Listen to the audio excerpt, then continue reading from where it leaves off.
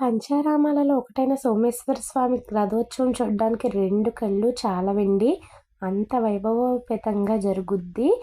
అసలు ఎంత క్రౌడ్ ఉన్నారో చూడండి. రథాన్ని చూడండి. ఈ రథం చాలా వెడల్పు ఉంటుంది సందు.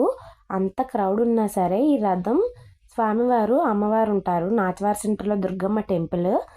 అది అత్తవారిలుగా భావిస్తారు. అసలు చాలా చాలా బెట్టు చేస్తూ ఉంటారు వెళ్ళడానికి. అసలు మామూలుగా సాధారణంగా చాలా సేపటి వరకు కదలదండి రథం అనేది.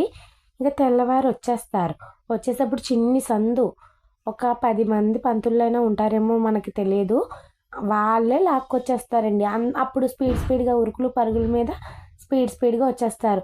స్వామివారికి అత్తవారింటికాడ ఉండడం నచ్చట్లేదు. ఇంకా మన వాళ్ళు ఎంత అండి, ఎవరి ఇంట్లో వాళ్ళు ఉండటం సేఫ్ అన్నట్టు.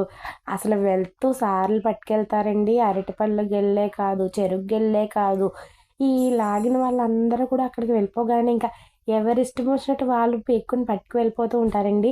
మా అన్నయ్య తెగ తెచ్చేసేవాడు అరటిపళ్ళు గెల్లైతే. ఇంకా ఎవరి సందుల్లో వాళ్ళు, ఎవరింటి దగ్గర వాళ్ళు, ఎవరికి కావాల్సిన వాళ్ళకి అరటిపళ్ళు అయితే పంచుకుంటారు. అది కాకుండా బనానాస్ ఇచ్చుకుని, అరటిపళ్ళు ఇచ్చుకుని రథాన్ని కొడతారు.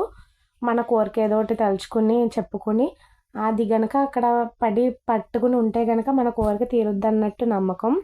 అసలు మాకు భీమవరంలో శివరాత్రి జరుగుద్దండి. చాలా బాగా జరుగుద్ది. మంచి మంచి వీడియోస్ కోసం మన ఛానల్ అయితే సబ్స్క్రైబ్ చేయండి.